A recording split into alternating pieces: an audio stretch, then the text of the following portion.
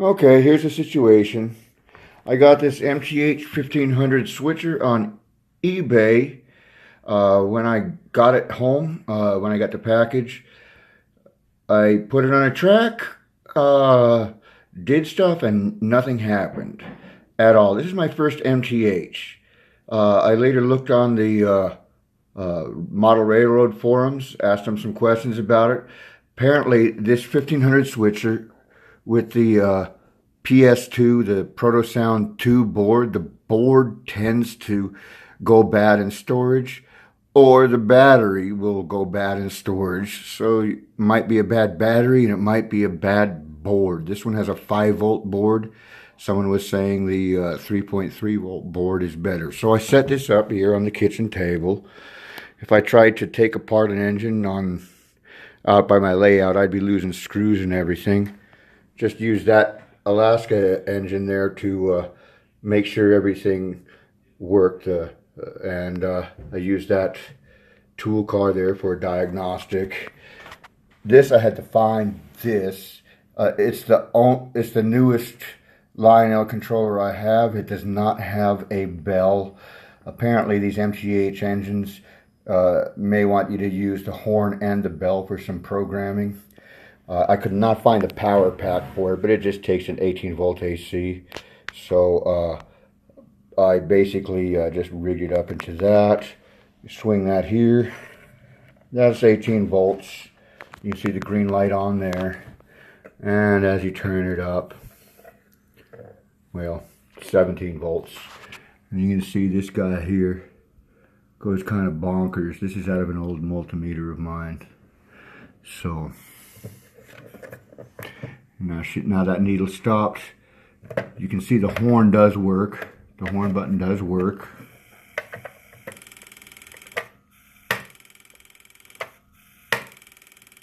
It doesn't make any sounds on this Alaska locomotive. There's something wrong with the sound in it. I never use the sound on these locos, so I wouldn't have noticed it. And I don't think that I've run this controller here for, at least since the mid-90s. So that's the first time I've had it out of the box since the mid-90s. So that's the situation. I'm going to take this apart and I'm going to replace the battery with a 9-volt battery. I got the piece there to do that, just to see if it reacts, and if it doesn't, I'm probably going to have to change out the board. Oh yeah, and before anybody gets excited, I do know about this, the switch down there, and it doesn't matter which position the switch is on this Alaska engine, it does make no sound.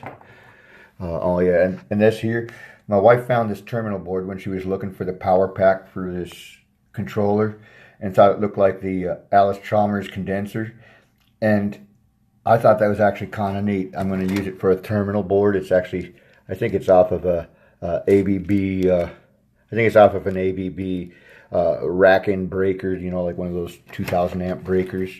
But I might get a longer DIN rail, screw it in there. I mean, the car is junk. It's an old Mercury car. You can see that it's melted there. It's missing a chunk of truck. It's pretty much a junk car, but I thought it'd be kind of neat to use it as a terminal board to wire up my layout. So that's why that's there. Anyway, on to the engine. Alright, so next we're going to look in the book. You can get this book online and see what it says to do to take apart this train, this locomotive, without damaging it. There's a section on taking it apart, a section on changing the light, changing the battery. Okay, so now I have the shell off the locomotive. One thing in the manual, it said that you could access the front body screw through a hole. That hole wasn't there, so I actually did have to take off the motor mounting screw to get to the front shell screw. You can see here's the battery, so I'm going to have to take this further apart. And there is the battery. I just had to take out the 2 screws on that cover and that cover off. Cut a zip tie and she slipped right out of there. Looks like I did not need that 9-volt adapter. Looks like you just can plug in a regular 9-volt battery. This shouldn't be done for extended periods of time. This is just for a diagnostic to see if it fixes the problem. And there she is. Stone cold dead. Less than a half a volt DC. And there's our new 9-volt battery. It's 9.5 volts. Hope that's going to be all right, but it should be okay to just see if anything happens. Okay, I actually found this one in an old smoke detector. That's closer to the voltage we're looking for, so I went ahead and put the new battery in the smoke detector, and we're going to use this one here. All right, I've got her on the track. I didn't bother bolting the battery in. We're just using this as a diagnostic to see if it'll work. Okay, so I got her on the track.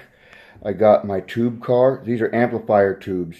So I'm figuring it'll amplify the power and give the engine more power if it needs more power. So we've got those amplifier tubes, and then my tool car here.